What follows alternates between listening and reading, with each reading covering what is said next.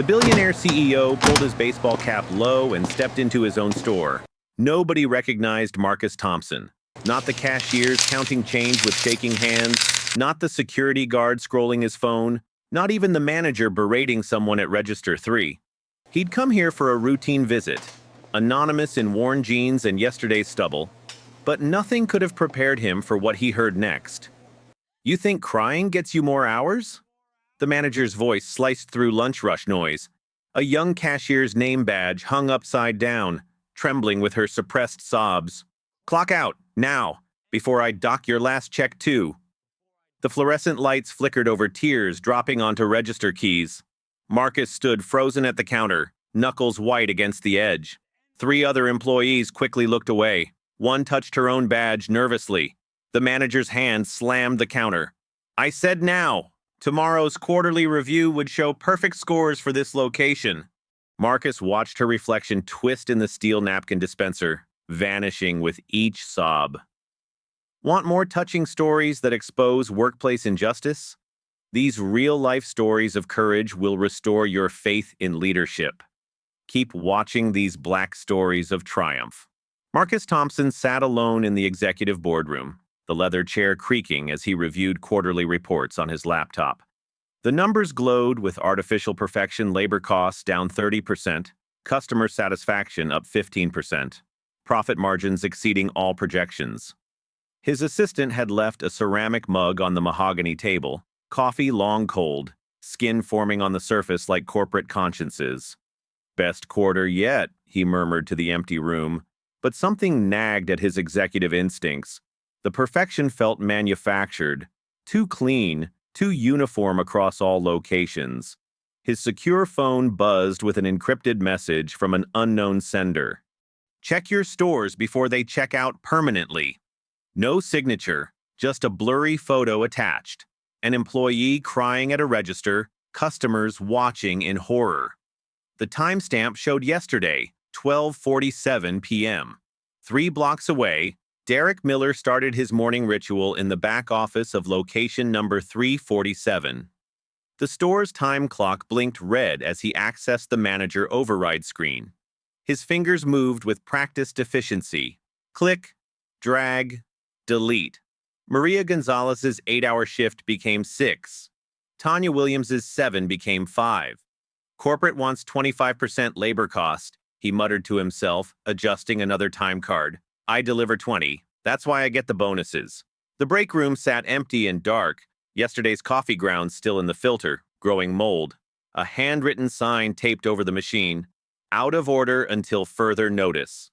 His fingers moved faster across the keyboard, each deletion representing dollars saved, bonuses earned. Each edit pushed employees closer to the poverty line, but the spreadsheet didn't track human cost. Sarah Mitchell had been a loyal customer at this location for 3 years, but today felt different. The cashier's hands shook visibly as she counted change, dropping coins twice. 2 employees whispered urgently near the supply closet, one showing her phone screen to the other, a past due rent notice. When Derek emerged from his office, conversations died instantly. Workers scattered like startled birds, avoiding eye contact. "Everything all right?" Sarah asked the cashier gently.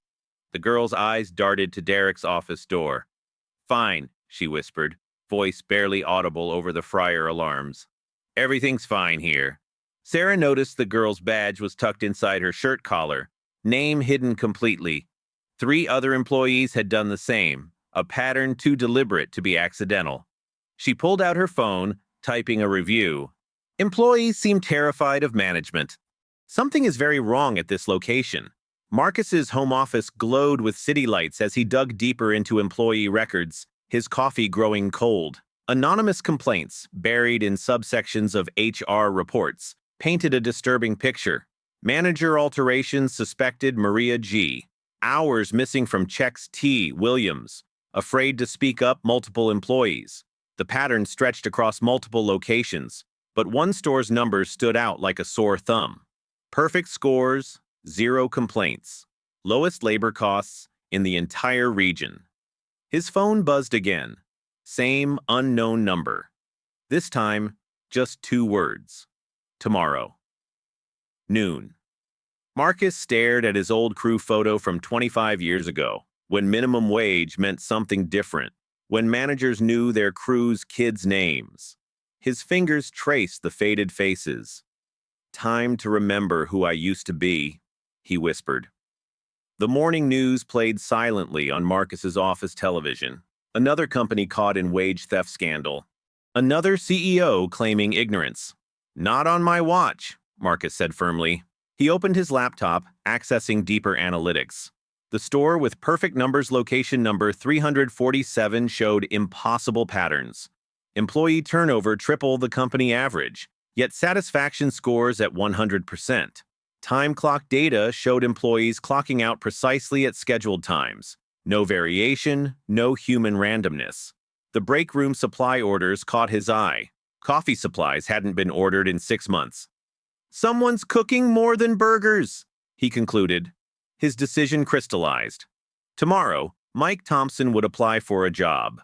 Mariah Gonzalez checked her phone for the 5th time that morning, hoping the schedule had somehow changed.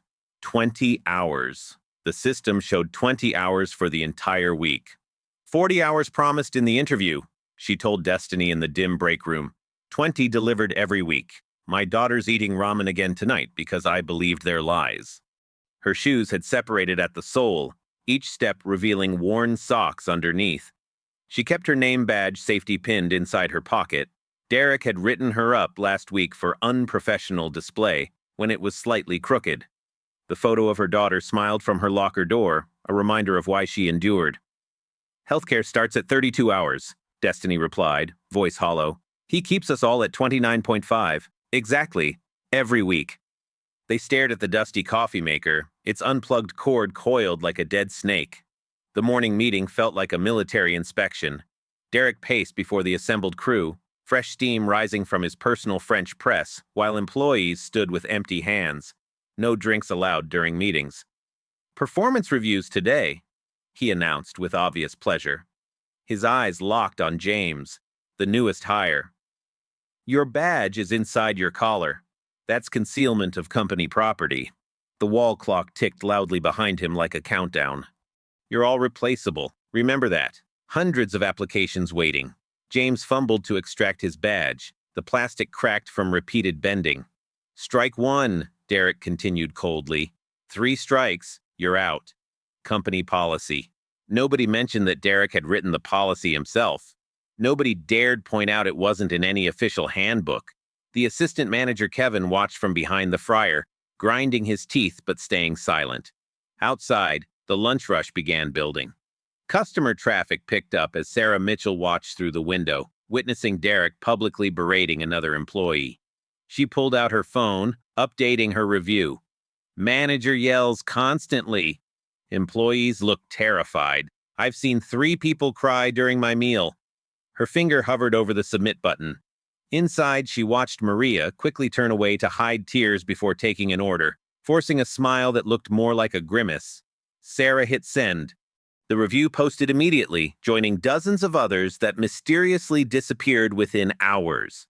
The store's online rating remained perfect, another impossibility in the digital age. "Someone's scrubbing reviews," Sarah muttered, screenshotting everything before it vanished. In the supply closet, Maria found Destiny sitting on a box of napkins, shoulders shaking. "He changed my schedule again. I missed my son's school play. 3rd time this month." The single bulb cast harsh shadows, making the small space feel like a confession booth. Other employees pretended not to notice, afraid association meant retaliation. Through the thin walls, Derek's voice boomed, "If you have time to lean, you have time to clean. Everyone's replaceable." By the dumpster, 2 employees shared a cigarette and compared pay stubs on their phones. 28 hours paid, 40 worked, one said. "Same," the other replied. "But who do we tell?" They stubbed out the cigarette as Derek appeared. "Unauthorized break. That's a write-up for both of you." Inside the walk-in freezer, employees huddled for warmth and whispered solidarity. "My car got repossessed," Tommy Rodriguez admitted through chattering teeth. "Can't afford payments on 20 hours. I'm 3 months behind on rent," another added. But if I complain, I'm fired. They showed each other screenshots of schedules versus pay stubs, all showing systematic theft. We should document everything, Maria suggested quietly. But who would believe us over management? The freezer door opened with a blast of warm air. Derek stood silhouetted against the kitchen lights. Break time's over. Unless you want to donate those minutes to the company? They scattered immediately, the momentary solidarity shattered by fear. Tomorrow would bring more of the same, unless someone finally said enough. Marcus stared at employee satisfaction surveys from 5 years ago on his home office monitor. Different world, different numbers. Real complaints with real resolutions documented. Now, sanitized perfection that screamed fabrication. His laptop screen reflected his frown as he cross-referenced payroll data with scheduling systems. Labor costs had plummeted while employee turnover had tripled, a mathematical impossibility if workers were truly satisfied. Nobody quits a job they're happy at, he said to the empty office. The city sparkled below, oblivious to the stories hidden in spreadsheets. His phone showed another message. Maria Gonzalez, single mother, was promised 40 hours, gets 20, 3 months behind on rent. The sender remained anonymous, but the pain was specific, real, actionable. The decision crystallized at 3 a.m. as Marcus sat surrounded by data. He pulled his old uniform from a storage box in his closet, the polyester still intact after decades. Inside the shirt pocket, a faded name tag. Mike, from his crew days, before the MBA, before the corporate ladder, before he forgot what hunger felt like. His fingers traced the cheap plastic edges. Mike Thompson, crew member. He practiced his cover story in the bathroom mirror. Recent layoff from warehouse work. Need any hours available. Grateful for any opportunity. His hands, soft from years of desk work, would need to remember the burn of hot oil, the ache of standing all day. Can't optimize hours, he said to his reflection, affecting desperation. That's why I need this job. I need someone I trust, Marcus told Patricia Williams, his HR director, over an encrypted line at dawn. Someone not connected to regional management. Patricia's voice carried deep concern. Regional's been blocking complaints for months. They claim it's efficiency optimization. Papers rustled on her end. Marcus, these time clock discrepancies, they're not random glitches. It's systematic wage theft. She paused, choosing words carefully. If you're going in, you need evidence they can't bury. Video, audio, documents, chain of custody. Marcus nodded, though she couldn't see him. Set up a secure channel. I'll need extraction protocols if things go south. Marcus, Patricia added softly, be careful. People doing this, they protect their revenue streams. He understood. This wasn't just about money. It was about power, control, and the people who profited from both.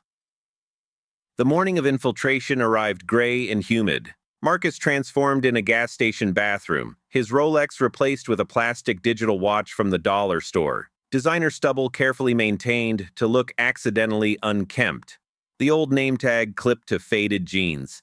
His wedding ring went into his wallet. Mike was single, desperate, grateful for any opportunity.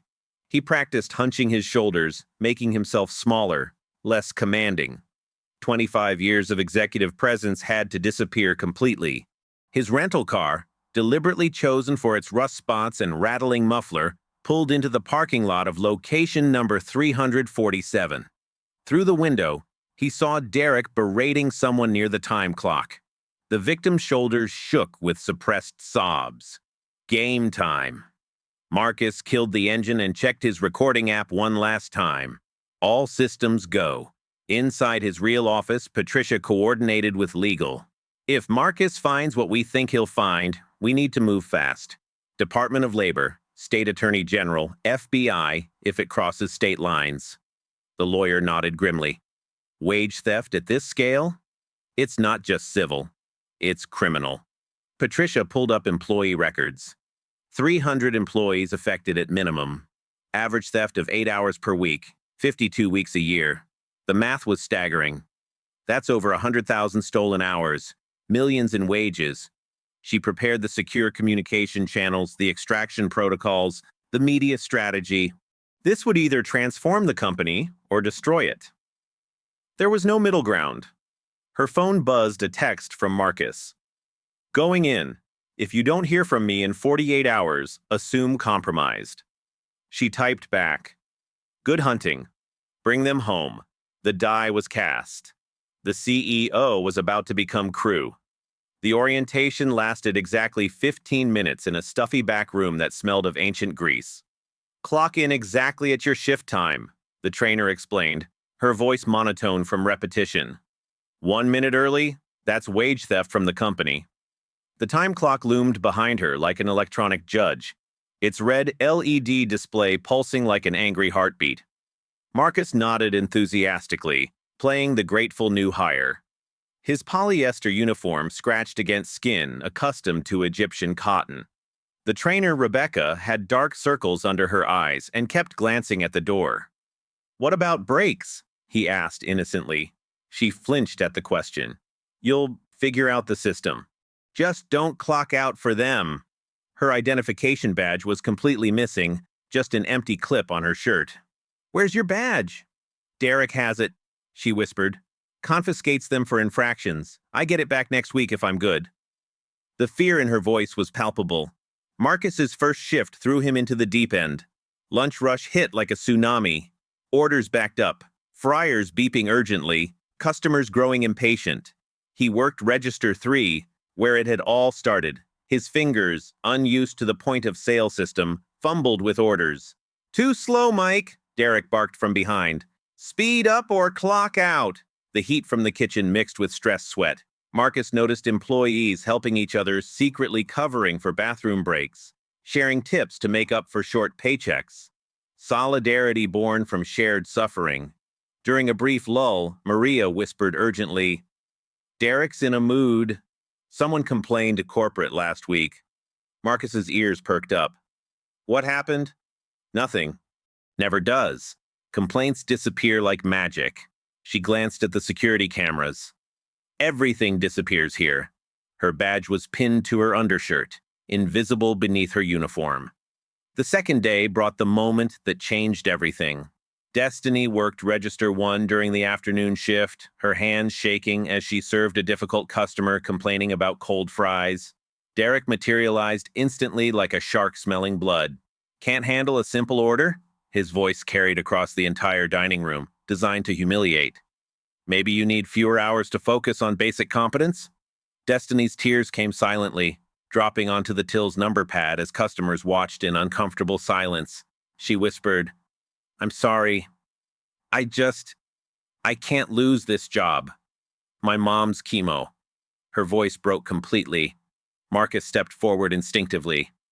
I'll handle the remake, he said quietly, already moving toward the fryer. Derek's eyes narrowed dangerously. Did I ask you, Mike? Did I give you permission to think? But Marcus was already dropping fresh fries, his CEO instincts overriding his cover. Destiny mouthed, thank you, through her tears, quickly wiping her face with her sleeve. Governance check, emotional distress documented, multiple witnesses present, potential hostile work environment claim building. The truth emerged in whispers during a supply run to the walk-in freezer.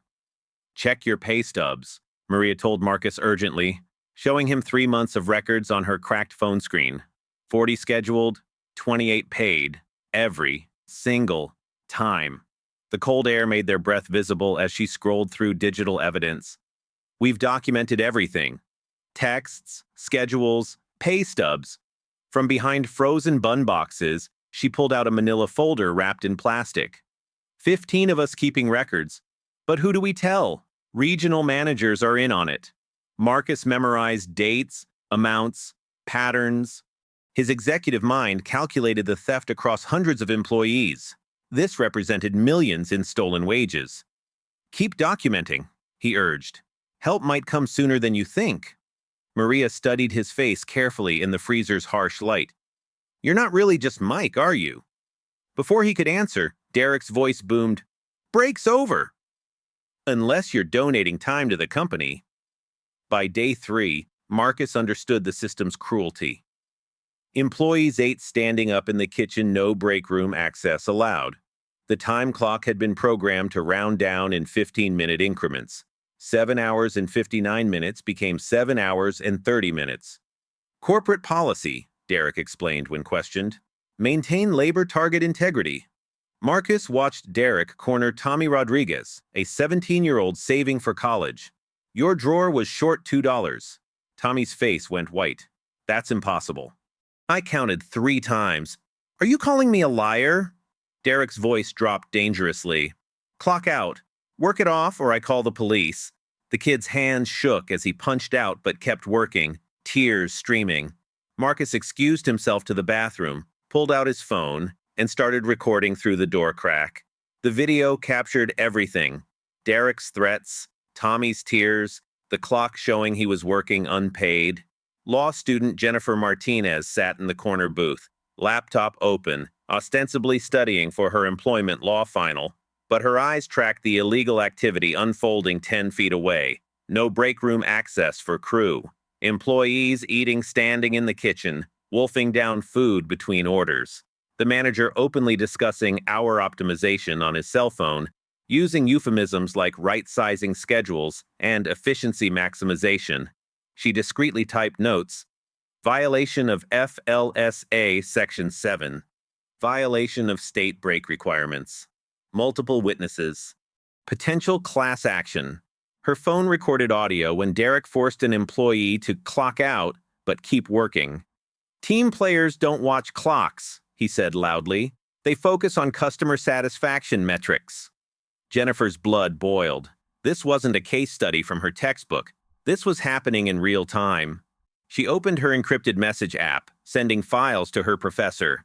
Live violations occurring. Need guidance ASAP. The response came quickly. Document everything. Get witness contacts if possible. This is criminal. The breaking point came Thursday evening. Marcus witnessed Derek corner Tommy again, this time about uniform violations. Your shirt's untucked. That's a visual standards violation. Third strike. Tommy's hand shook as he tucked it in. Please, I need this job. Then act like it. Clock out and detail clean the parking lot. Show me you're committed to brand excellence. Marcus watched the teenager clock out but grabbed cleaning supplies, heading into the rain. That's when Marcus noticed the cameras. Derek had positioned them to avoid capturing the time clock area entirely. Deliberate blind spots, protecting systematic theft. Marcus followed Tommy outside. You don't have to do this, he said quietly. It's illegal. Tommy looked terrified. You don't understand. My family needs the money. Any money. Marcus handed him $40 from his wallet. For the hours they stole. Document everything. Tommy stared at the money like it was foreign. Who are you? Someone who remembers being you, Marcus replied. From her booth, Jennifer Martinez watched the interaction in the parking lot through rain-streaked windows. The new employee handing money to the crying teenager. The way he carried himself, authority hidden under polyester and exhaustion. She zoomed her phone camera, capturing both faces. Something bigger was happening here. Her professor had connected her with a labor attorney who was very interested. Get me names, the attorney had said. Get me proof. We'll burn this whole system down. Jennifer saved everything to multiple cloud accounts. Tomorrow, she'd try to make contact with the mysterious Mike. Tonight, she'd study the legal precedents that would bury Derek Miller and everyone protecting him. The rain intensified, but inside, the theft continued, relentless and systematic. Governance check. Multiple Fair Labor Standards Act violations documented. Evidence chain established. Witness testimony building. The storm was coming, and Derek had no idea. Marcus waited until Friday night's chaos provided cover. Derek always left his office unlocked during dinner, rushed too busy intimidating staff to worry about security. The ancient computer screen glowed with opportunity, passwords saved in browser sloppy security for someone running a criminal enterprise.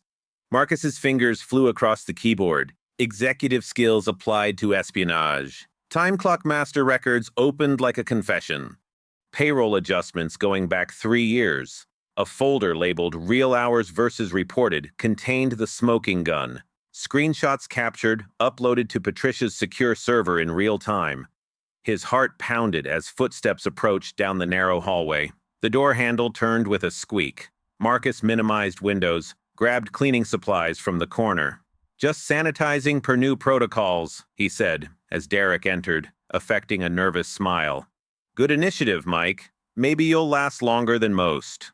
Derek's smile held no warmth, only calculation. Most don't make it past 2 weeks. The weak ones break. He glanced at his computer screen, then at Marcus. "Finish up. I need privacy." The conspiracy went deeper than expected. Employees had been building their own case for months, phones hidden in aprons and shirt pockets recording Derek's admissions. During a brief break, Maria showed Marcus the compilation on her phone. "We call it the Derek Files," she whispered. 20 videos, each more damning than the last. Derek admitting to optimizing payroll efficiency on camera, threatening to call ICE on Maria despite her citizenship, forcing off-clock work while laughing about dedication tests. The crown jewel, Derek on a speaker call with regional manager Patricia Stern. 20% labor cost achieved, Derek bragged. "How?" "You don't want to know. Just enjoy your bonus." Stern's laugh echoed tinnily. "Keep it up. Corporate loves their dividends." Marcus uploaded everything to the secure server, his CEO instincts recognizing legal dynamite. "Who else has copies?" he asked urgently. "Everyone," Maria smiled grimly. "We learned from others who got fired. Multiple backups, cloud storage, even mailed USBs to ourselves." The oppressed had organized without leadership, survival instinct creating natural resistance. Regional manager Patricia Stern arrived for her monthly visit in a black Mercedes, license plate reading BONUS1. Marcus recognized her from corporate meetings. She didn't recognize him beneath the grease stains and exhaustion. "Excellent numbers, Derek," she praised, deliberately ignoring the fear radiating from employees like heat. "Corporate loves what you're doing here. You're the model other stores should follow." She toured like visiting royalty, blind to the missing badges, deaf to whispered warnings between staff. Her heels clicked on tiles mopped by unpaid labor. Marcus caught her alone by the dumpsters during her smoke break. "The employees seem scared," he ventured carefully. Patricia's eyes hardened like flint. "They seem employed. In this economy, that's a gift." She flicked ash dismissively. "Keep your head down, Mike. Or join the unemployment line tomorrow." She climbed into her Mercedes, adjusting her rearview mirror. "Oh, and Mike, I know every employee by name. You weren't on my list yesterday." The threat hung in the air like smoke. She knew something was off. IT contractor David Thompson had been called to fix the malfunctioning time clock for the third time this month. But the malfunction was user error specifically, Derek's systematic edits. David's diagnostic software revealed everything in horrifying detail. Hundreds of manual adjustments, always reducing hours, always after employees left. The digital footprint was undeniable, timestamps creating a perfect trail. "Holy shit," David muttered, staring at the evidence. His contract required reporting irregularities. But to whom?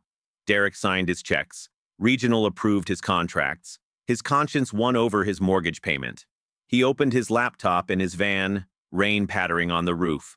Screenshots, system logs, 3 years of timestamp alterations. He encrypted the files, sent them simultaneously to the Department of Labor, State Attorney General, FBI Wage, and Hour Division. And after finding the company directory, directly to CEO Marcus Thompson's public email. "If the CEO's not corrupt," David muttered, hitting send, "maybe he'll care." The email landed in Marcus's inbox just as Patricia was pulling out his phone in the bathroom. Marcus read David's email, recognizing corroboration for everything he'd discovered. An outside witness, technical proof, legal documentation. He forwarded it to Patricia Williams in HR with a simple message: "Prepare the lawyers. This is bigger than we thought." Her response was immediate: "Extraction authorized. Get out now." But Marcus wasn't done. One more shift. One more day to gather names, contacts, witnesses. Tomorrow, Derek had called an all-hands meeting. Perfect opportunity for justice. He typed back, 24 more hours. Trust me. Patricia's response, camera crew standing by. National media alerted. Don't get caught. Marcus deleted the messages, cleared his browser history, and returned to the floor. Tomorrow, everything would change. Tonight, he had to survive one more shift in hell. Governance check. Evidence chain verified. Multiple independent sources confirmed. Legal team activated. The house of cards was about to collapse. Derek called the mandatory all-hands meeting for Saturday at 2 p.m. peak lunch hour. Performance reviews. He announced over the intercom, savoring the fear in employees' voices. 30 employees crammed into the dining room while confused customers were turned away. Marcus positioned himself in the back, his old crew badge now facing forward, Mike Thompson, clearly visible. The time clock glowed red behind Derek like a digital demon. Some of you think you're irreplaceable, Derek began, pulling up a metal folding chair to stand on it like a dictator addressing his subjects. Let me correct that delusion permanently. He pulled out a stack of write-ups. Mike Thompson, come here. Marcus walked forward slowly, each step measured. The room held its collective breath. You've been asking questions, stirring up trouble. Derek's face flushed with anger. Questions like why people's hours don't match their schedules? Exactly those questions, Marcus replied, his voice carrying an authority that made Derek step back instinctively. Also questions about why you're stealing wages, why you're threatening deportation, why employees are terrified. The room went silent except for the hum of refrigerators. Derek's face went from red to purple. You're fired. Security. Call the police. But Marcus didn't move. Instead, he pulled out his phone. Interesting thing about security cameras, he said calmly. They record everything, even managers committing federal crimes. He hit play. Derek's voice filled the room from the speaker. 20% labor cost achieved. How? You don't want to know. Just enjoy your bonus. The employees gasped collectively. Some pulled out their phones, recording. Derek jumped down from the chair, stumbling. That's illegal recording. You're fired. Everyone here is witnessing illegal surveillance. Actually, Marcus said, reaching for his badge, I'm not fired. And it's not illegal when you're investigating crime in your own company. He unpinned the old Mike badge, revealing a second one underneath. Marcus Thompson, CEO, collective gasp. The silence was deafening for 3 heartbeats. Then pandemonium. Derek's legs gave out completely. He grabbed the chair for support, missing it, hitting the tiled floor hard. Employees' faces transformed, fear to shock to something like hope dawning. Phones came out everywhere, recording, live streaming. You can't, this is entrapment, Derek sputtered from the floor. This is accountability, Marcus replied firmly. He turned to the employees, voice carrying decades of real authority. Every stolen hour will be repaid, with interest, with penalties, every threat investigated by law enforcement, every wrong made right. Phone buzzing with notifications, camera cue. Witness POV, customer Sarah Mitchell had walked in for lunch, instead witnessing corporate theater that would go viral within hours. The manager who'd terrorized employees for years lay crumpled on the floor while the mysterious Mike revealed himself as the actual CEO. Employees' faces shifted through emotions like a time-lapse fear, shock, disbelief, hope, joy. Sarah raised her phone instinctively, live streaming to her modest following. You're watching Corporate Justice Live, she whispered to her camera. The viewer count climbed rapidly. 1,000, 5,000, 10,000. Comments flooded in. Is this real? Finally. Share this everywhere. Derek tried to stand, but his legs wouldn't cooperate. The CEO's presence filled the room like justice itself. Sarah kept filming as employees began pulling out their own phones, documenting their liberation. The stream hit 15,000 viewers. This is happening. This is really happening, someone whispered behind her. She panned across employees' faces, tears, but different now. Tears of relief, vindication, joy. Your resignation, now. Marcus's words cut through Derek's pathetic sputtering. Security isn't coming, Derek, but the FBI is. Department of Labor, state investigators. He gestured to Maria. Maria, show everyone what you've documented. Maria stepped forward, no longer afraid, folder raised high. 3 years of evidence, timesheets, recordings, threats. Others joined her, phones raised, showing their own evidence. Derek found his voice. This is entrapment. Corporate pressure. Patricia Stern made me. Patricia Stern? Marcus interrupted. The regional manager currently trying to sneak out the side door? Patricia, stay. You're next. The woman froze, designer heels clicking to a stop. The entire regional management team is under investigation, federal investigation. Marcus addressed the employees directly. You are not costs to cut. You are not numbers to manipulate.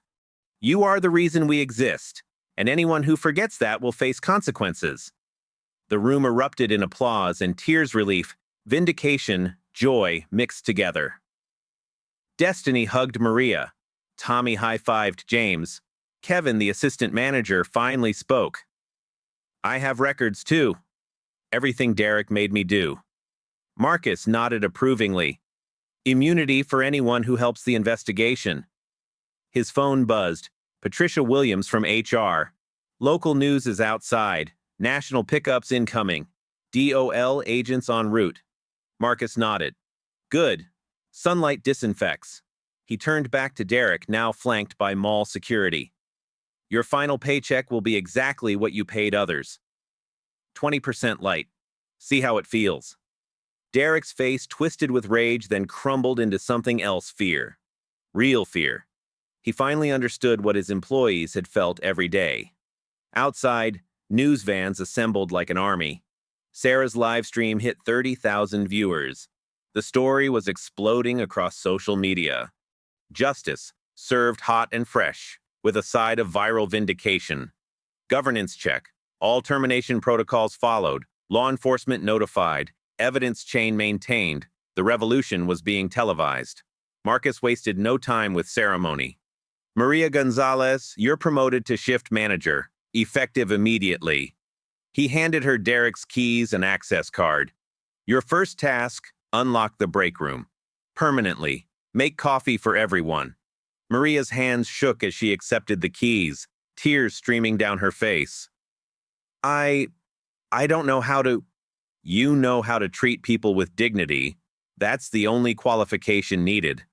The break room door opened for the first time in months. The coffee maker, unplugged since January, hummed back to life. The sound drew employees like a beacon, not just for caffeine, but for what it represented. Destiny Washington, your assistant manager. Tommy Rodriguez, crew trainer. Kevin, your temporary general manager pending full review. Each promotion met with spontaneous applause. The time clock's tyranny ended with Marcus reprogramming it personally. Clock in early? That's dedication, not theft. You're paid for every minute you're here. He turned to the assembled crew. Overtime? Time and a half. As legally required? Always. I need all affected employees to see me before leaving, Marcus announced. Immediate cash advances against stolen wages. Full restitution within 72 hours. He pulled out corporate credit cards. Emergency fund access. Nobody goes home wondering how to pay rent. The regional office clear-out happened simultaneously via conference call on speaker. Patricia Williams from HR coordinated with state investigators while everyone listened. 15 locations affected, she reported. Systematic wage theft totaling $4.3 million. Class action lawsuit already filed. Employees listened in shock. Their individual suffering had been profitable corporate strategy. Every penny returned, Marcus promised. Plus penalties, plus interest, plus pain and suffering compensation. He pulled up payroll on Derek's computer, making adjustments in real time. Maria, watch this process. You'll be approving accurate time cards from now on. The first corrected direct deposits initiated immediately. Phones started buzzing with bank notifications. "It's there!" someone sobbed. 3 years of stolen time! It's all there! Marcus called an emergency board meeting via video conference, projecting it on the dining room TV. Effective immediately. Anonymous tip lines at every location with direct access to my personal email. Quarterly undercover audits by third-party firms. Manager bonuses tied to employee satisfaction scores and retention, not labor percentages. Board members shifted uncomfortably on screen. "The cost," one started. "The cost of integrity is always less than the price of exploitation." Marcus cut him off sharply. "We're implementing living wages. Full healthcare at 20 hours, guaranteed schedules posted 2 weeks in advance, predictable scheduling algorithms." He shared his screen, showing the financial projections. Yes, profits drop 15% short-term, but turnover costs disappear. Training costs plummet. Customer satisfaction soars. Long-term, we win by doing right. The vote was unanimous. What else could they do with the world watching? News cameras captured every moment. The live stream viewers hit 50,000. Local news anchor Rebecca Torres stood outside as employees streamed out. Faces transformed with joy. In an unprecedented case of corporate accountability, CEO Marcus Thompson went undercover in his own restaurants, exposing systematic wage theft, affecting hundreds of employees. Her cameraman captured employees showing their phones bank notifications of deposited back wages. "It's all there," one employee cried on camera. 3 years of stolen time. Every penny returned. Marcus emerged for a live interview. "Leadership means serving those who serve customers. We forgot that. I forgot that. Never again." Rebecca pressed, "What about other locations?" Marcus faced the camera directly. "Every store gets audited. Every employee made whole. Every manager retrained or replaced. And we're sharing our new policies publicly. Let other companies follow suit." The interview went viral immediately, shared across platforms. "This is how you CEO," someone commented. Taking notes, another CEO posted publicly.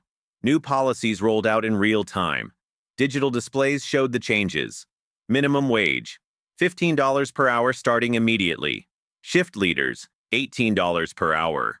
Healthcare enrollment opens Monday. Marcus addressed the crew again. "Your ideas matter. Your voices matter. Monthly town halls with me personally. Your store, your rules within legal and ethical bounds." He pulled Maria aside. "You'll need support. I'm assigning a transition team. Best practices training. Leadership development. You're not alone." Maria nodded, steel replacing fear in her eyes. The scared girl who hid her badge is gone. She displayed her new credentials prominently. "This is who I am now." The transformation was already visible. Employees standing straighter, talking freely, smiling genuinely. The fear ecosystem had collapsed in under an hour. Patricia Stern and 3 other regional managers were escorted out by federal agents. "Asset freeze initiated," Patricia Williams reported. "Stolen wages recovered from management bonuses." The news caused another wave of celebration. Justice wasn't just promised, it was being delivered in real time. Marcus announced one final change. Employee profit sharing starts next quarter. You build this company's success. You deserve to share in it. The room erupted. Someone started clapping slowly, then faster, then everyone joined in. Not the forced enthusiasm of corporate meetings, but genuine appreciation. "This is just the beginning," Marcus promised. "We have 97 locations to fix, but it starts here. You showed us the way." As news crews multiplied outside, as social media exploded with the story, as copycat CEOs announced their own investigations, the real victory was inside employees drinking fresh coffee, wearing badges with pride, punching the time clock without fear. The revolution had been televised, but more importantly, it had been realized. Governance check. All reforms documented, legal compliance verified, federal oversight established, employee rights codified. The empire of fear had fallen. The Republic of Dignity had begun. 6 weeks later, the transformation was tangible in every corner of store number 347. Maria led the morning huddle with natural authority, her name badge displayed prominently on a new lanyard she'd chosen herself. Yesterday's numbers: 15 customer compliments, 0 complaints. Not because we hid them, because we earned them. The team actually smiled during meetings now, fresh coffee in hand, gathered in a circle instead of military formation. Remember, Maria continued, we're not just serving food. We're proving that dignity drives success. Destiny demonstrated new training procedures to recent hires, her voice steady and confident. Your schedule is your contract. If you're scheduled 40 hours, you get 40 hours. Period. No exceptions, no excuses. The scared girl who'd cried at the register had transformed into a leader. And if anyone asks you to work off clock, you report it immediately. We've got your back. Marcus visited monthly now, no disguise needed. He worked the fryer during lunch rush, took orders, mopped floors alongside crew. CEO doesn't mean can't execute operations, he joked, but the crew saw the truth. He meant it. His hands remembered the work, and more importantly, his heart remembered the workers. When corporate tried pushing new efficiency metrics through the board, Marcus pushed back publicly. We measure success by employee retention, not exploitation ratios. Our turnover dropped 90%. Our customer satisfaction scores genuinely hit record highs. The numbers backed him up. Sales up 30%, labor costs stable, profit margins healthy. Other franchise owners took notice, some resistant, others curious. How do you afford it? One skeptical peer asked during a conference call. How did we afford not to? Marcus responded. Calculate the real cost of turnover, training, lawsuits, and lost customers. Dignity is profitable. Tommy Rodriguez's transformation spoke volumes about the cultural shift. The teenager who'd been forced to work off clock now trained new hires with patient authority. Nobody works for free, ever. That's not negotiable. He showed them the anonymous reporting app, the direct line to Marcus's office, the worker rights posters in 3 languages. This isn't just policy, it's practice. Watch, he demonstrated by reporting a minor scheduling error. Within an hour, it was fixed, with an apology from management. See? Your voice matters here. When Derek's permanent replacement arrived, promoted from within another location, Tommy helped orient him. We do things differently here, people first, always. The new manager, Jonathan, nodded earnestly. I applied because of what happened here. I want to be part of the solution. Tommy smiled. Then you'll fit right in. The ripple effects extended beyond the store. Maria's daughter visited after school, doing homework in the break room while her mother worked. My mom's a boss now, she told anyone who'd listen, pride radiating from every word. Employees' families noticed the changes. Consistent schedules meant parents could attend school events, plan childcare, have lives outside work. I saw my kid's baseball game, Kevin reported during a team meeting. First time in 2 years. He hit a home run. The room applauded. These weren't just workers anymore. They were whole people with whole lives. Marcus had instituted life balance bonuses, extra pay for employees who used their guaranteed time off. Burning out helps nobody, he explained. Rest makes you better at everything. The policy had been mocked by competitors until they saw the results. Rested employees made fewer mistakes, provided better service, generated more sales. Regular customer Sarah Mitchell had become something of a store historian, documenting the transformation on her blog. Today felt special. The dining room buzzed with energy she'd never felt in a fast food restaurant. Employees chatted with customers, recommended favorites, remembered names and orders. Welcome back, Sarah. Your usual? Destiny called out cheerfully. Sarah nodded, marveling at the change. The frightened girl who'd cried 6 weeks ago now radiated confidence.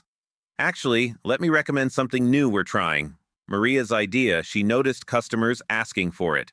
This was unprecedented: crew members innovating, management listening, implementation happening. Sarah interviewed willing employees for her blog. What's the biggest change? She asked. Tommy answered immediately. We're humans now, not numbers. That changes everything. Another added, I can plan my life. pay my bills, sleep without stress dreams. Sarah's blog post that night would go viral, the restaurant that proved dignity works. But sitting there, watching the transformation, she knew the real story was simpler. People treating people like people. Revolutionary concept, apparently. The afternoon shift change happened smoothly, with actual conversation between crews instead of rushed, fearful transitions. Marcus had instituted paid overlap time 15 minutes for proper handoffs. Small investment, huge returns, he'd explained. Communication prevents problems. As Sarah left, she noticed the wall of photos employees of the month, but also birthdays, graduations, achievements outside work. These weren't just workers anymore. They were a community. And it showed in everything from the fresh coffee always brewing, to the genuine smiles, to the food that somehow tasted better when made by people who weren't miserable. The great experiment was working. Dignity, it turned out, was the secret ingredient all along. 1 year later, the annual company meeting looked radically different. Employee representatives sat on the board of directors with full voting rights. Wage theft was down 98% company-wide, the remaining 2% caught and corrected within days, not years. Marcus stood before thousands of workers, some joining virtually from stores nationwide. Every hidden badge represents a silenced voice. Every empty coffee pot signals stolen dignity. Every altered time clock means a family struggling. He paused, letting the weight of truth settle. But every one of you proved that change is possible. When we stand together, when we document truth, when we refuse to accept, that's how it's always been, we win. The applause was thunderous, genuine, earned. The ripple effects had spread far beyond their company. Competitors, facing employee exodus, raised wages to compete. State legislation strengthened, citing the Thompson Revolution in legal briefs. Business schools taught the transformation as a case study, not in PR crisis management, but in authentic leadership and sustainable success. Marcus kept both name badges on his desk, CEO and Mike, daily reminders. Maria now ran 3 locations, promoting from within, breaking generational cycles. Destiny had finished her degree, funded by the company's new education program. Tommy headed to law school, planning to fight wage theft nationwide. The time clock, once a weapon of oppression, now stood as a symbol: fair hours, fair pay, fair treatment. Simple concepts, revolutionary in practice. The coffee station was always fresh, always free, always shared. A small thing that represented everything. Marcus faced the cameras for the closing message. Every workplace has its Derek Millers. Every company has hidden suffering, but also hidden heroes. Look around tomorrow. Whose badge is backwards? Who's afraid to speak? Who's being silenced? He held up both badges, CEO and Mike flipping between them. Share this story. Share your story. Tag #badges forward. Because real-life stories of injustice don't have to end in despair. These touching stories of courage remind us, change happens when someone says enough and others stand with them. Black stories, life stories, workplace stories, they all matter. Your story matters. Don't wait for someone else to flip your badge forward. The time clock is ticking. Make it count. Make them count. Make yourself count. The final frame showed all 3 motifs transformed. Badges worn with pride, time clock showing fair hours, fresh coffee bringing people together. Justice served daily, dignity guaranteed, revolution sustained.